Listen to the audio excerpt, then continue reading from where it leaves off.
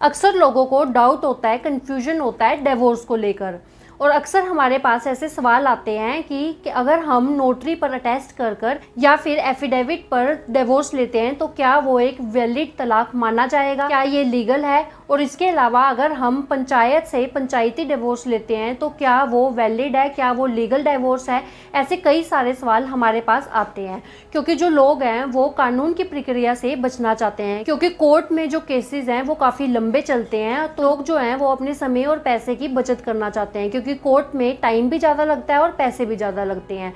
इसलिए वो इन सब चीज़ों से बचने के लिए इन तरीकों के बारे में सोचने लगते हैं कि वो पंचायत से या फिर अटेस्ट करा के या फिर एफिडेविट पर तलाक ले लें। तो आज की इस वीडियो में हम यही सब डिस्कस करने वाले हैं कि इंडिया में आप किन तरीकों से तलाक ले सकते हैं, और अगर आप एफिडेविट पे या फिर पंचायत में तलाक लेते हैं तो उसकी क्या वैलिडिटी है, क्या वो एक मान्य तलाक माना जाएगा। तो फ्रेंड्स, मैं हूं एडवोकेट ज्योति और आप देख रहे हैं हमारा चैनल लीगल स्टोर हाउस। अगर आपने हमारे चैनल को अभी तक सब्सक्राइब नहीं किया है तो चैनल को सब्सक्राइब कर लें और नीचे दिए गए बेल आइकन को भी ऑन कर लें, क्योंकि लॉ से रिलेटेड ऐसी इंपॉर्टेंट इन्फॉर्मेशन हम आपके लिए लेके आते रहते हैं। तो फ्रेंड्स, बिना किसी देरी के शुरू करते हैं आज की इस वीडियो को।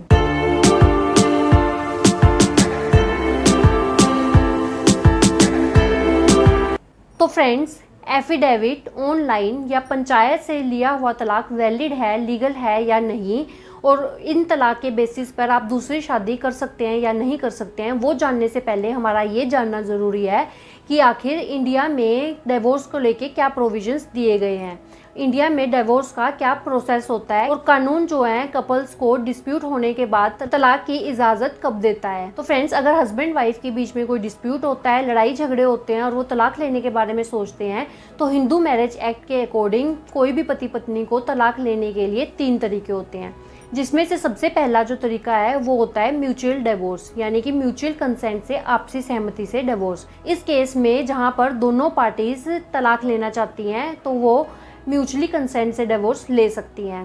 हिंदू मैरिज एक्ट के सेक्शन 13B के अकॉर्डिंग हस्बैंड वाइफ को कोर्ट में एक ज्वाइंट डिवोर्स पिटीशन फाइल करनी होती है, और इस पिटीशन में हस्बैंड वाइफ को एक मेमोरेंडम ऑफ अंडरस्टैंडिंग या फिर टर्म्स एंड कंडीशंस भी डिवोर्स की लिखनी होती हैं, जैसे कि हस्बैंड एंड वाइफ किन टर्म्स एंड कंडीशन पे म्यूचुअली एग्री कर रहे हैं वो सब उनको लिखना होता है, जैसे कि वाइफ को कितना मेंटेनेंस मिलेगा पर मंथ, या फिर वाइफ को कितनी एलिमनी मिलेगी, या फिर वाइफ मेंटेनेंस या एलिमनी नहीं लेना चाहती है तो वो भी उस टर्म्स एंड कंडीशन में लिखना होता है, और जो बच्चे है उसका कितना मेंटेनेंस होगा, या फिर जो बच्चा है उसकी कस्टडी किसके पास होगी, और इसके अलावा जो भी डाउरी आर्टिकल्स हैं, ज्वेलरी है, स्त्रीधन है, वो कौन लेगा। तो ये सब हस्बैंड वाइफ आपस में डिसाइड करते हैं, इन टर्म्स एंड कंडीशंस की बेसिस पर ही उनको तलाक मिलता है और वो तलाक लेने के लिए एग्री करते हैं। और इसके बाद कोर्ट में उनका फर्स्ट मोशन का स्टेटमेंट होता है, जिसके बाद जो कोर्ट है उनको सुलह के लिए 6 महीने का टाइम देती है। इन 6 महीनों में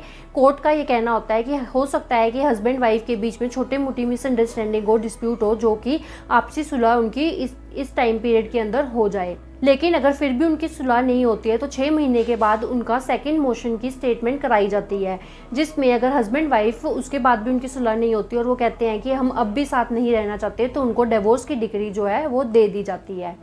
लेकिन आप ये जो 6 महीने का कूलिंग पीरियड होता है इसको कोर्ट में वेव ऑफ भी करवा सकते हैं, और इससे आपको जल्दी म्यूचुअली कंसेंट से डिवोर्स मिल सकता है। दूसरा होता है कंटेस्टेड डिवोर्स, जिसमें एक पार्टी तो तलाक लेना चाहती है लेकिन जो दूसरी पार्टी है वो तलाक नहीं लेना चाहती। तो ऐसे में जो पार्टी तलाक लेना चाहती है उसको कोर्ट में डिवोर्स को कंटेस्ट करना होता है, और इसके लिए हिंदू मैरिज एक्ट के सेक्शन 13 में कुछ डिवोर्स के ग्राउंड्स दिए गए हैं। सिर्फ उन ग्राउंड्स के बेसिस पर ही कंटेस्टेड डिवोर्स हो सकता है।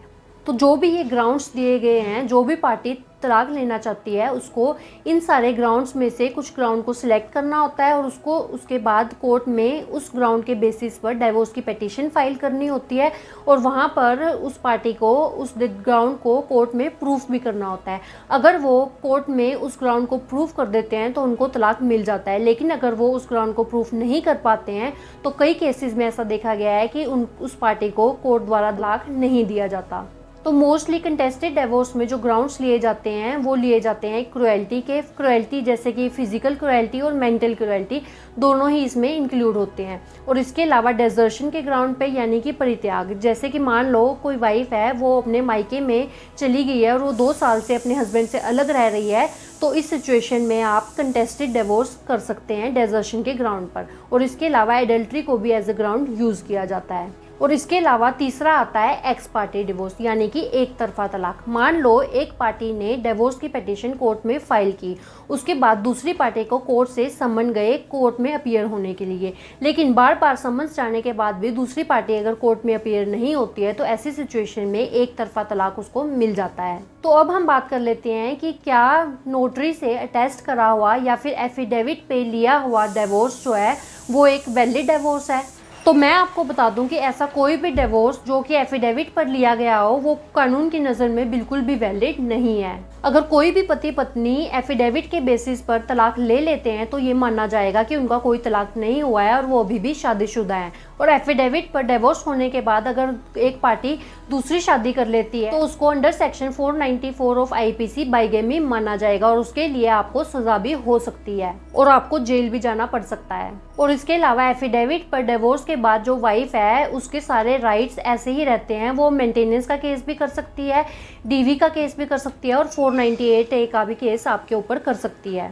नेक्स्ट है पंचायती डिवोर्स। पंचायत में अगर कोई भी डिवोर्स लेता है तो क्या वो वैलिड डिवोर्स है, क्या वो लीगल है? तो यहाँ पे पंचायत से लिया गया डिवोर्स भी इनवैलिड होता है, वो भी एक इलीगल डिवोर्स ही माना जाता है। बेशक वो डिवोर्स पंचायत, पंच और गांव वालों के सामने हुआ हो और पंचायत ने उस डिवोर्स को दिया हो, लेकिन कानून की नज़र में उस डिवोर्स की भी कोई भी वैल्यू नहीं होती है और वो एक इलीगल डिवोर्स माना जाता है। तो फ्रेंड्स, डिवोर्स आपको सिर्फ और सिर्फ कोर्ट की डिग्री के थ्रू ही मिल सकता है। इसके अलावा डिवोर्स लेने का और कोई भी तरीका नहीं है। इसीलिए आप किसी की भी बातों में ना आए और ऐसा कोई भी एफिडेविट पर या फिर पंचायत से डिवोर्स ना लें जिसके बाद आपको बहुत ज़्यादा पछताना पड़े। और मेरी तो आपको यही एडवाइस है कि आपको लीगली ही तलाक लेना चाहिए। तो अगर आप लीगली तलाक लेना चाहते हैं तो आपके लिए सबसे बेस्ट तरीका रहता है म्यूचुअल कंसेंट से डिवोर्स लेने का। तो आपको कोशिश करनी चाहिए कि हस्बैंड वाइफ जो हैं वो आपसी सहमति से दोनों मिलके तलाक लें। इससे आपका टाइम भी बचेगा और आपके ज़्यादा पैसे भी नहीं लगेंगे, क्योंकि कंटेस्टेड डिवोर्स के केस में आपको ग्राउंड्स को प्रूव करना होता है। अगर आप वो ग्राउंड को प्रूफ नहीं कर पाते हैं तो आपको डिवोर्स नहीं भी मिलता है।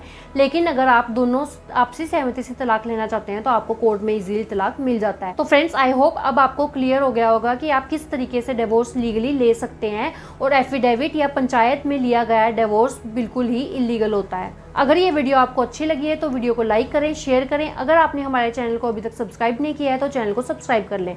तो फ्रेंड्स, इस वीडियो में इतना ही। अपना कीमती समय हमें देने के लिए धन्यवाद।